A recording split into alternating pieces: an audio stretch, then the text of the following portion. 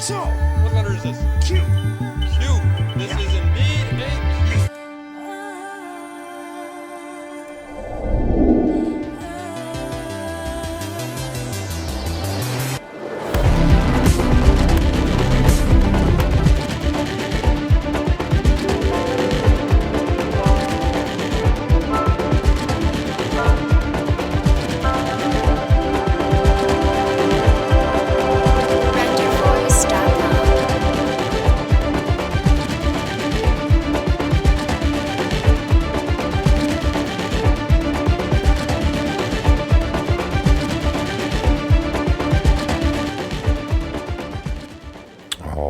Welcome to the Patriot Hour for 5/27/2020. It's Wednesday. Yes, Wednesday. We go 2, 3, and 4. And we're not live though, so I'll take that one off. Welcome to the Patriot Hour. I am Michael, your host. If you're new to the channel, make sure you are subscribed. Again, here at the Patriot Hour, we always encourage you to do all your own research. Never take what we say or anyone says. That's called auto-truth. And those days are over. They're dead. They have to be. You have to make that decision. So listen to everybody. Subscribe to everybody you want. Believe in none of it. You alone can verify it. Okay, we got Trump threatening social media outlets with regulation.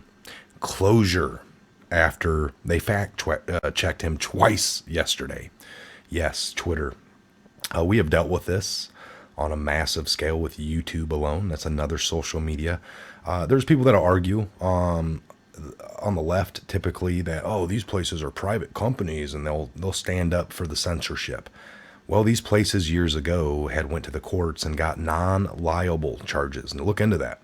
Non-liable, so therefore they couldn't be held liable for anything that people were posting and saying on their platform. So therefore, you would think that things should be open like a public sector because they fought for leniency laws to be applied to them, to take anything off of them and to apply it to the people that are doing it. But yet then they still censor. And I'm not saying you shouldn't do things if people are on there threatening lives of others or anything of the sorts. But I'm going to take a look into that basically. Right here. So this comes from The Hill, right here on this article, and we're going to take a look right at it. So, Trump threatens social media. How is that not? All right, hold on here. This is some kind of saved.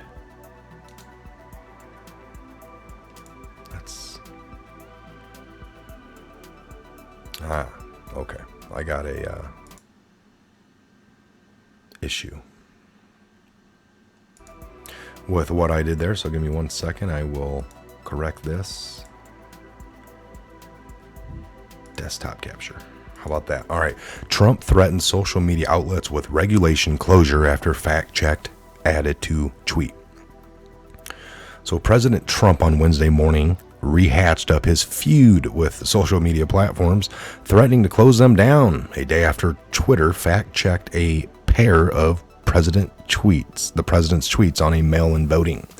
Republicans feel that social media platforms totally silence conservative voices. We will strongly regulate or close them down before we can ever allow this to happen. Trump tweeted on Wednesday, "We saw that they attempted to do and failed back in 2016.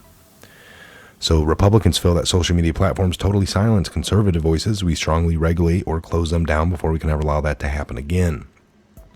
Just like we can't let the large-scale mail-in ballots take root in our country. It would be a free-for-all cheating, forgery, and theft of ballots. Whoever cheated the most would win. Likewise, social media, clean up your act now." So the president's comments come a day after he accused Twitter of stifling free speech. The move by social media giant to fact-check the president was a first for the platform, which has received a growing amount of flack about how it deals with misinformation and false statements on its website. On Trump's tweets, the platform placed warnings, noting that the president's claim that California would send mail-in ballots to anyone living in the state was false. Twitter, in its fact check, was also pointed out that Trump himself voted by mail in the Florida Republican presidential primary this year. Several states already utilized widespread mail-in ballots, including Oregon, Utah, and Nebraska. Twitter also received criticism from the president's re-election campaign. We always knew that Silicon Valley would pull out at all stops to obstruct and interfere with President Trump getting his message through to the voters. Partnering with the biased fake news media fact checkers is only a smokescreen Twitter is using to try to lend their obvious political tactics some false credibility, Brad Parscale, Trump's campaign manager, responded or said. So in response, a Twitter spokesperson told the Hill, these tweets contain potentially misleading information about voting process and have been labeled to provide additional context around mail-in ballots. Last weekend, before Twitter's fact-checked and subsequent pushback from the president, the Wall Street Journal reported that Trump was considering the creation of a panel to review anti-conservative bias on social media platforms. Left-wing bias in tech world is a concern that definitely needs to be addressed from our vantage point and at least exposed so that Americans have clear eyes about what we're dealing with, a White House official told the paper. Well, we kind of all know about this. We have dealt with that here hugely. No laughing matter. YouTube's algorithms, even the head people at YouTube went on to 60 Minutes. She said, back in, we had saw 44,000 subscribers in 1 month, January of 18? And then, January of 18, I believe. And then February of 18 or 19, January of 19, December of 18, January of 19. And then the kill switch came in February. We went from 33,000 in subscribers in December of 18, 44,000 subscribers added. So like 60, 70,000 right there in 2 months. And then boom, down to like 800 for the month of February, 800 for the month of March. All of 19 basically was a set limit of 700, 800. And then we finally got deplatformed at the beginning of the COVID. Demonetized, been shadow banned, been dealing with the harassment.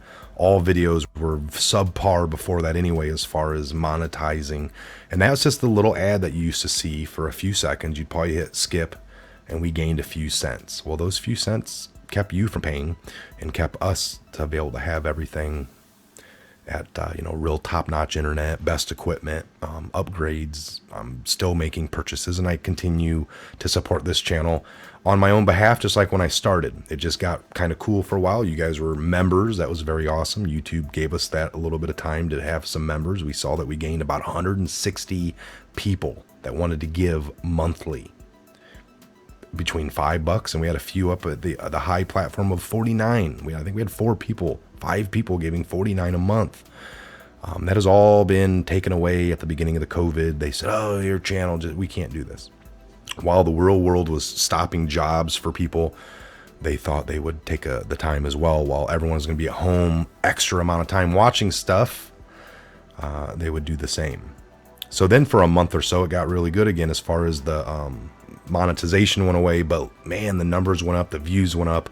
But it looks like, again, they've back to hitting some switches or something. It's back to being subpar. But regardless, we appreciate all the Patriots being here.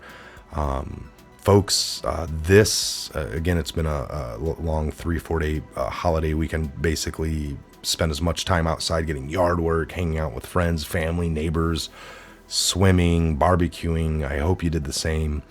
But we got to pay attention to this stuff. And this is the step. Typically we don't want regulations and things like internet, and when you look at the phone regulation, when the government gets involved.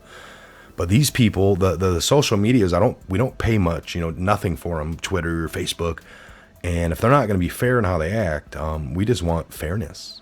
We see that it's heavily the all Silicon Valley. These people are all of the leftist agenda. They hate Trump. They just want him out of there. And they are very, very biased. And we just want a free and open press. We want a free and open platform. If we were all arguing down at Town Square, I wouldn't want one person to have a hand or muzzled, and other people get to just yell and scream what they want. And that's basically the equivalent of what's happening. Book burning. We can go through history. All right, I'm going to keep this one short and sweet. I got other things I want to focus on today for you, and more videos coming out. Possibly a little afternoon live show, since we didn't get one this morning, and we have Woodman working. The shirts are here. The website should be diligently be getting done within the next few days. There's been some issues, but gotta get some pictures put up on there. I gotta actually help out a little bit with my significant other to get that done. But man, the shirts, we hope you are excited to get a few of those. The links are going to be down below for all of that when ready. So that way it's easy. You click the link, take you right to the front door of the shopping website, the shop cart. Patriot's apparel. All right. Again, I'm Michael. This is the Patriot Hour. God bless and Godspeed to each and every one of you. And I hope you have a great morning into your afternoon. It's, again, Wednesday, hump day. States are opening. Some are still playing games with dates. We'll look into that a little bit more later as well. Possibly a live show, call-ins, Wednesday special. Maybe instead of the morning one, we'll do this afternoon. Tomorrow, I'm on Space Shot 76. I'm going to go on their channel shortly after, I think that'll be a 9:30 p.m. show, kind of a late, I'm working off their schedule, no issue. Then I'm going to be having him on reverse in the future. Also, I got some other things in the works with another author coming on next week on Tuesday. I'll get you more information on that. And we're steadily working to have more people on and me to go on other shows, just to give us, it's just that time. Start reaching out, working with others a little bit more, and just lots of information to be shared between me to them to me, and then with you guys. So again, I'm Michael. This is a Patriot Hour. God bless and Godspeed. And we'll see you guys back here real soon on the next Patriot Hour update video. God bless. Have a great morning.